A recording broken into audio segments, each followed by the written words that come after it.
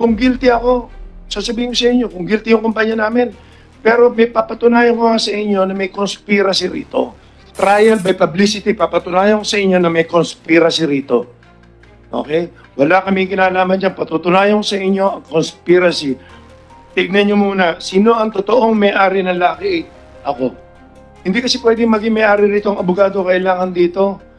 Ang kailangan dito, at least may gaming na alam ka na maski sa anong sugal o power ka man lang sa gobyerno. Hindi ganon. Huwag na tayo magtago sa kalokohan. Magitotoo tayo. Gusto ko malaman yun, hindi ako mahilig sa pera. At hindi, huwag nyo nang kawawa naman ng PACOR, kawawa DOJ. Ako makapagpaliwanag kasi gaming, mapapaliwanag ko sa inyo. Sinisisi sila kung talagang guilty kami o kung talagang ititigil ko to, hindi kailangan itigil ang isabong kung talagang kailangan. Sino may-ari ng Lucky 8? Ako. Pag-aralan nyo may ito. Sino may-ari ng isang kumpanya dyan?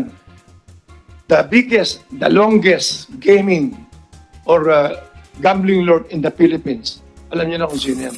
30 years na may higit yan. In fact, sinasabi pa niya na hawak niya mga presidente lagi. Sabihin mo kung sino.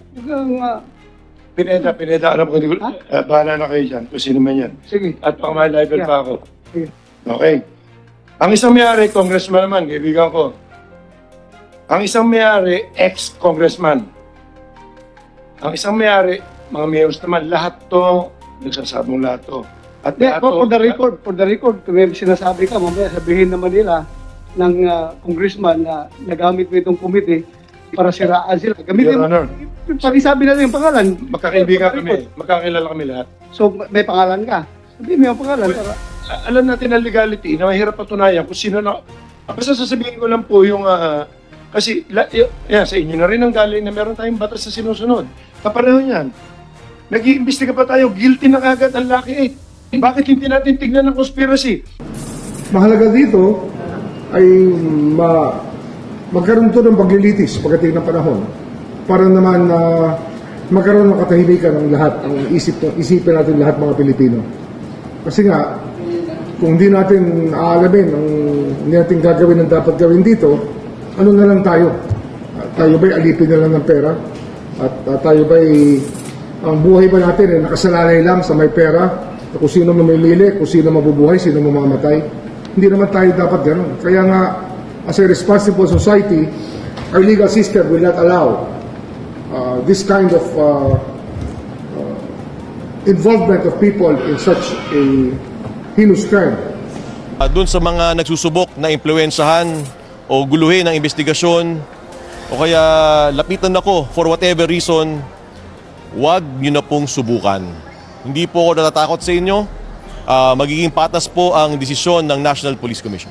Yung unang tao isang bossing ng sabong, tinawagan ng isang sobrang malapit sa akin na tao. Sinusubukan na baka daw pwedeng matulungan yung mga pulis. Yung pangalawa, kung anong nakalagay dun sa affidavit, yun. Former local government executive, yung kapatid niya, tinext ako, nagbibigay ng impormasyon kuno. Pero totoo niyan, nililigaw yung investigasyon natin sa NAPOLCOM. Sino po yung ating pong inireklamo at ano po yung reklamo inihain po natin sa kanila? Ang mga kinasuhan po namin, siyempre yung aming talagang matagal nang hinala si Mr. Atong Ang, kasama sila Eric De La Rosa, RJ Mejia, at saka yung mga pulis, si Attorney Caroline Cruz. Ito yung mga kasama po sa aming mga complaints. Ano po yung reklamo inihain po? Multiple murder po at saka serious illegal detention. So ano po ang gusto ninyong gawin ngayon ng DOJ dito? Ang hiling namin sa kanila ay talagang masusing pag-aralan, imbestigahan para talagang magkaroon ng probable cause at para sa gayon magkaroon ng basis para ma-issue na po sila ng warrant of arrest sa lalong madaling panahon. Gusto ko pong kuhanin, ma'am, sir, yung pagkakataon na ito para once and for all reassure the family of the missing Sabongero at ang ating mga kababayan na hindi po kailanman bumitaw ang PNP, lalong-lalo na po ang CIDG sa pag-iimbestiga po ng kaso po na ito At sana po, kung meron pa po dyan, na meron pa pong mga information na makakatulong sa kaso po na ito, magsama-sama po tayo para sa pagkamit po ng hustisya sa mga nawawalang sabongero po.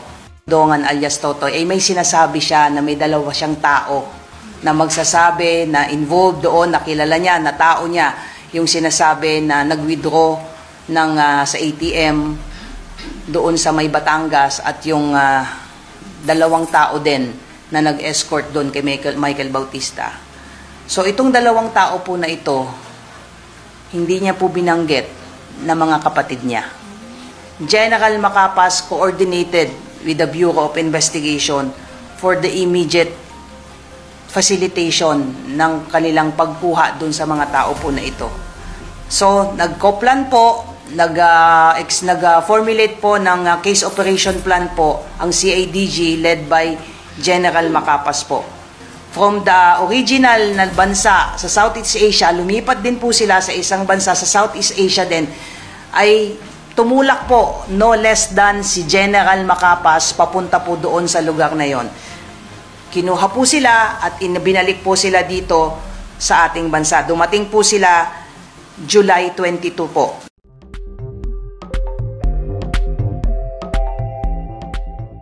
Kamusta na po ang inyong kliyente, si Mr. Charlie Atong Ang? Okay lang po si Mr. Ang. He's resting. He's eagerly awaiting whatever developments there are because of course he's very interested in clearing his name.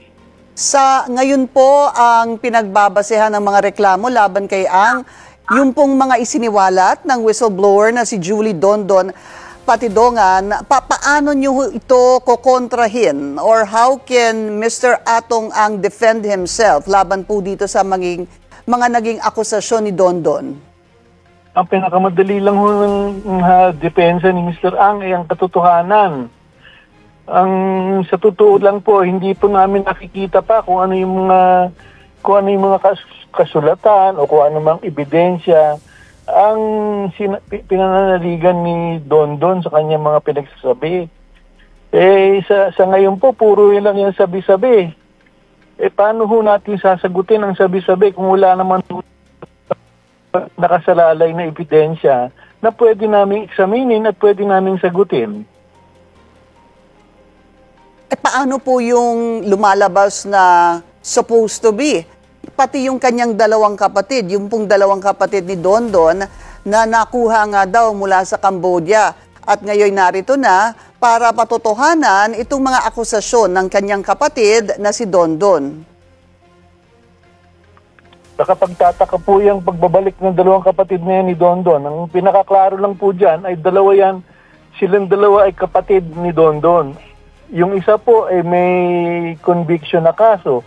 Yung isa naman ay aminado na siya ang kumuha dun sa supposedly debit card o ATM card ng isang missing na sabongero.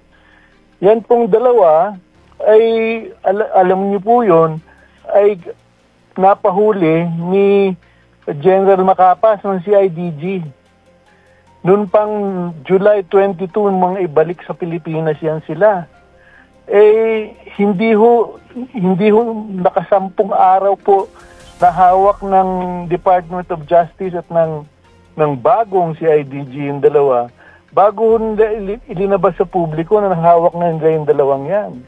Hindi ho natin alam ko ngayon kung merong tampering of evidence, meron din hong tampering of witnesses.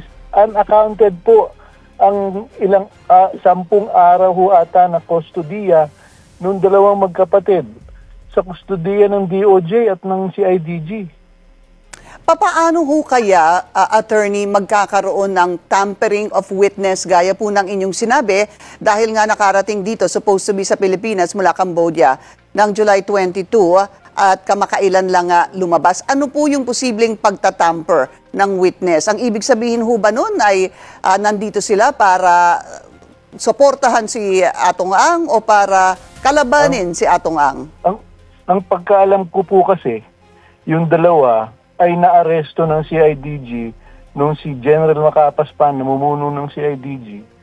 Base sa investigasyon ng CIDG noon base sa mga testimonya ng mga testigo na nagtuturo o may kaalaman sa pagkakasangkot ng dalawang kapatid ni Julie Patidongan sa operasyon ni Julie Patidongan mismo. Ngayon lumalabas sa salita ni Secretary Remulla, lumalabas na ngayon na yung dalawa ay umuwi daw dito para ituro si Atong Ang. Paano naman po nangyari yun? Yung investigasyon ni General Macapas, ipinahuli ang dalawang yan dahil nga may mga testigo na nagpresenta sa CIDG na yung dalawang yan ay may kasangkot doon sa pagkawala ng mga sabungero sa utos ni Julie Patidongan. So sino po ang kasangkot nitong dalawa na kapatid na sinasabi niyong sa utos ng kanilang kapatid? Yung alam ko lang po ay yung dalawa ang isinasangkot nung mga nabalitaan ko mga testigo na nagpresenta sa CIDG para sabihin na yung dalawang kapatid ni Julie Patidongan ay kasama niya sa pag-ooperate ng isang sindikato na ino-operate ni Julie Patidongan. So ang sinasabi niyo po, attorney, para po I follow, meron pong magkakasama po. Yun ang inyong sinasabi, yung magkapatid at si Julie Dondon Patidongan, sila po ang may, sinabi niyo po ba sindikato? Oo, wala naman ako ibang salitang magagamit kung madidescribe sa kanila. Okay. Sila po ay magkakapatid at magkakasama sa krimen. At ano ang kanilang krimen, attorney?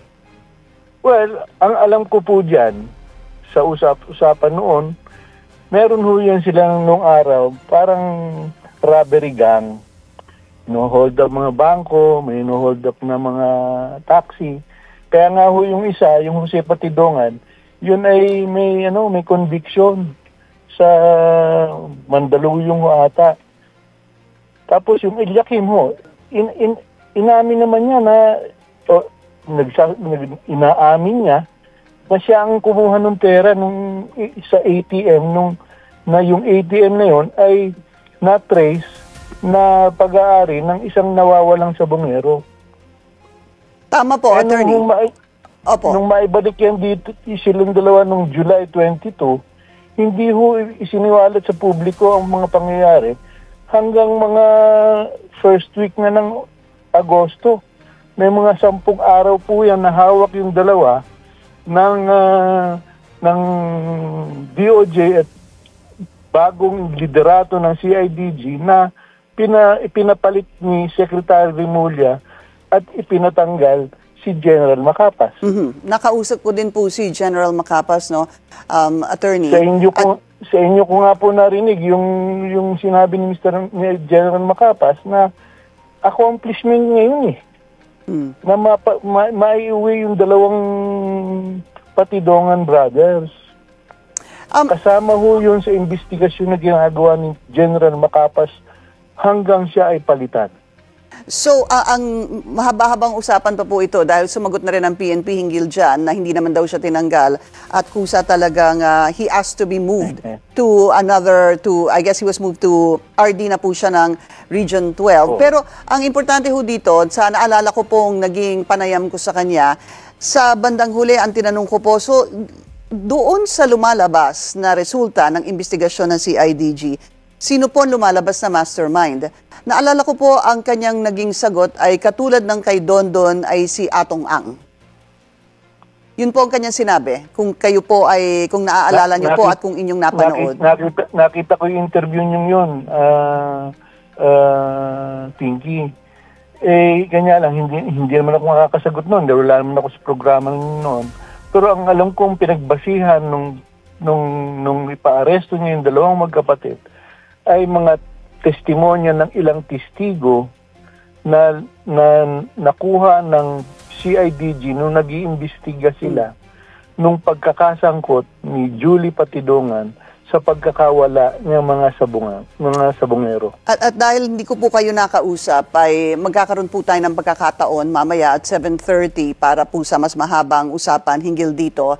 Allow me siguro to read from a resolution signed by the National Police Commission and Bank. If I may. So there are two resolutions we're talking about. I will read one, which more or less reflects the same contents as of to the other one. Summary dismissal case number CO-2025-004 to 0010 for grave misconduct, 6 counts, and conduct unbecoming of a police officer.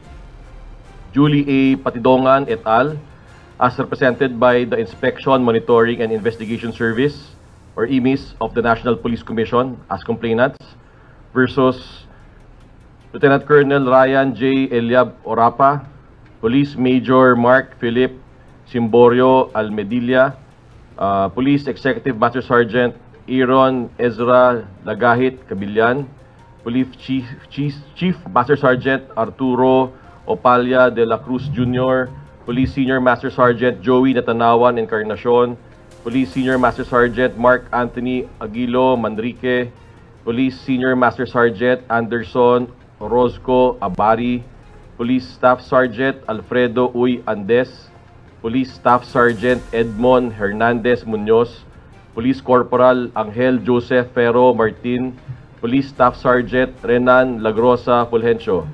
Headquarters Support Service, Camp Crame, Quezon City, respondents. Resolution.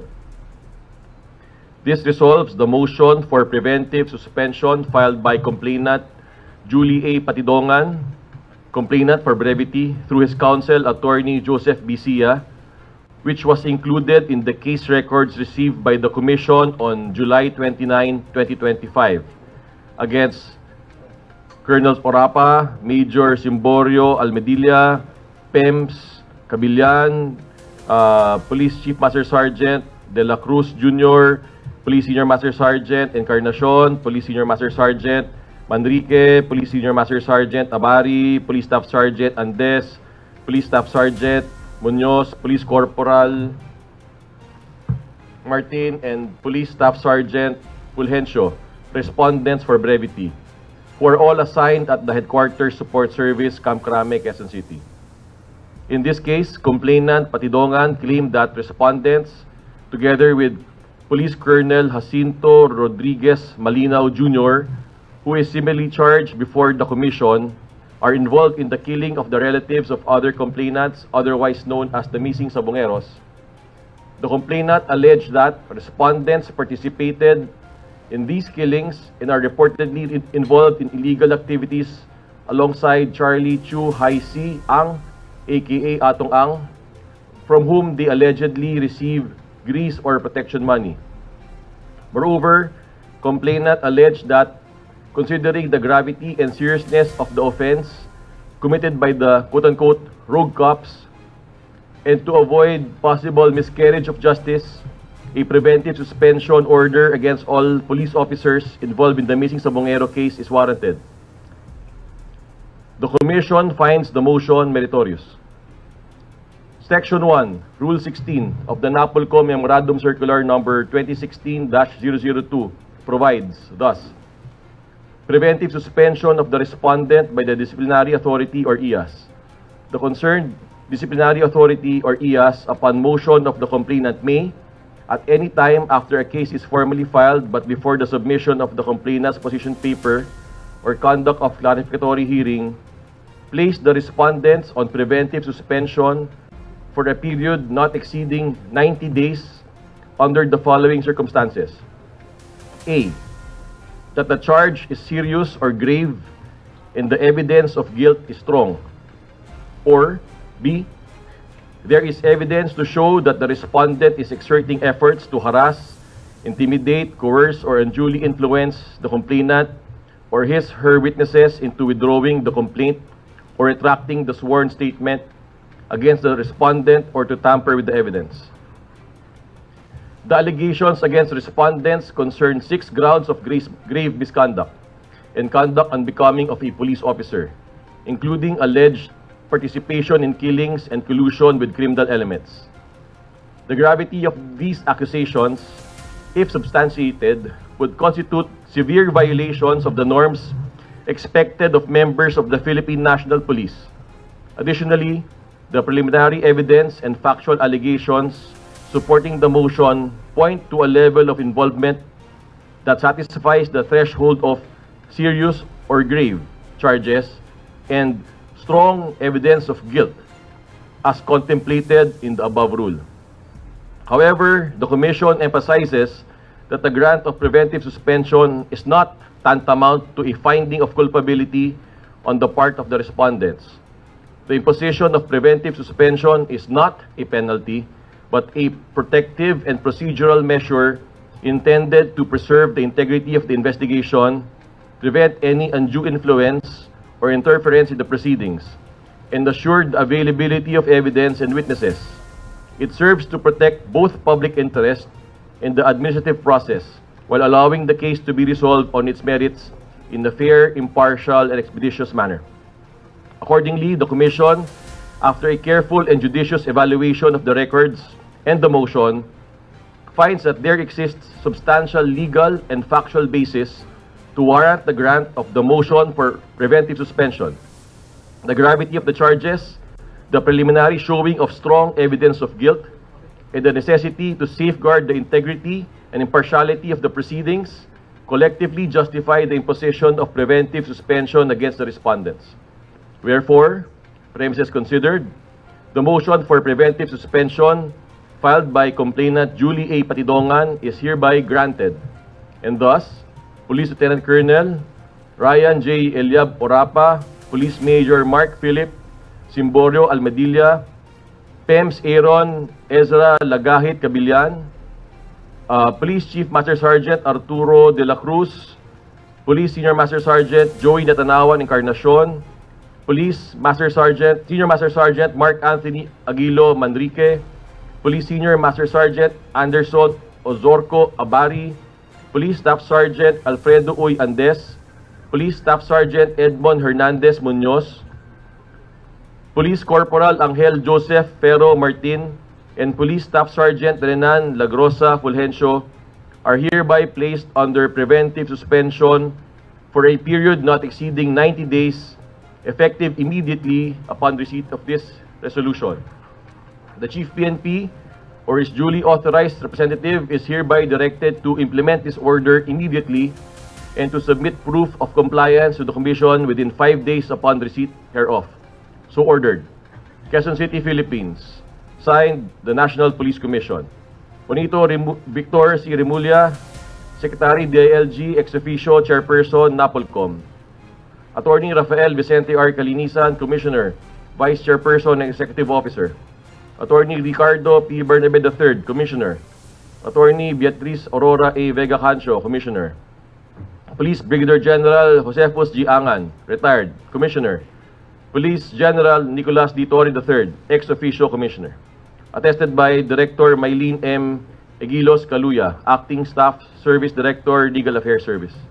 This is also the same for Police Colonel Jacinto Rodriguez Malinaw Jr. Dispositive portion. Wherefore, premises considered, the motion for preventive suspension filed by complainant Julie A. Patidongan is hereby granted, and thus Police Colonel Jacinto Rodriguez Malinaw Jr. is hereby placed under preventive suspension for a period not exceeding 90 days, effective immediately upon receipt of this resolution. Signed, the National Police Commission. Yun po. Noong pong Friday, na-receive din po ng mga respondents ang order po ng summary hearing officer ordering them to answer within 7 working days yung pong formal charge po na final ng Inspection, Monitoring, and Investigation Service or ating IMIS. And we are expecting their reply after 7 days. Very limited po ang pwede ko sagutin na tanong. So if there are questions, I'll try to answer them. But please take note, I don't want to go beyond what is presented here. Maraming salamat po. Okay, thank you very much, Vice Chair Calinisan. So we would now to formally open the floor for the question and answer session. I think we can start off with Mr. Joash Malimban from BNC. Sir, good afternoon po. Joash po from BNC. Sir, just to clarify, this is immediately executory na po, no? Yes. Okay. Sir, meron po bang effect yung paglabas ng dalawang kapatid po ni Dondon Patidongan dun sa investigations po right now? We are waiting for their affidavits. Sir, follow-up lang yung sa tawag dito, yung isa pong supposedly lutang din na witness, si Arvin Manguiat, nagpasa rin po ba siya ng affidavit sa regarding po dito sa Mrs. Bongeros? Hindi pa po. We are hoping that he will also pass his affidavit. So kasabay po ng preventive suspension ay hindi po rin sila tumatanggap ng kanilang sweldo.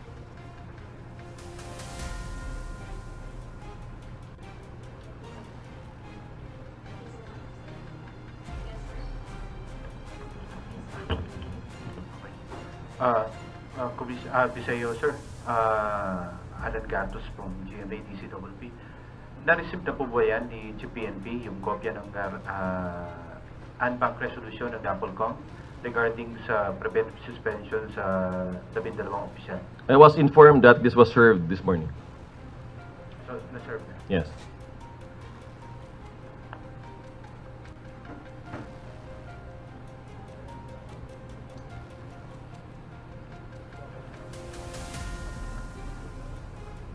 Are there any more questions from our friends from the media? You can raise them now. Just please raise your hand for you to be acknowledged. As regards dun sa order from the summary hearing officers for them to answer, so they received the service of summons with notice of pre-hearing conference noong August 1. So yung mga respondent na police nakatanggap ng order for them to answer. And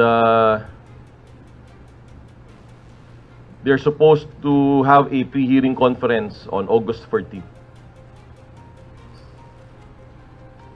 At merong 7 days sila from August 1 to submit their respective answers. Pre-hearing conference.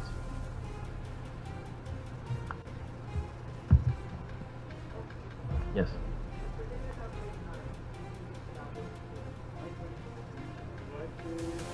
Commissioner, can you just elaborate yung sinabi niyo po na hindi siya penalty, pero this is just part of the investigation for the influencer? Can you elaborate? Yes. So, ulitin po natin, hindi po penalty ang preventive suspension. Ito po ay isang tool ng National Police Commission to ensure the safety of witnesses, the integrity of the investigation. So we are placing respondents on preventive suspension upon motion of the complainant.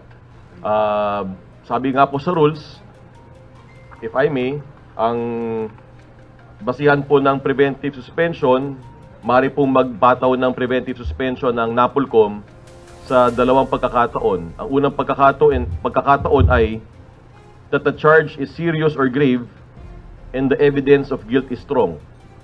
O di kaya, sa pangalawang pagkakataon ay there is evidence to show that the respondent is exerting efforts to harass, intimidate, coerce, or unduly influence the complainant or his or her witnesses into withdrawing the complaint or extracting the sworn statement against the respondent or to tamper with the evidence.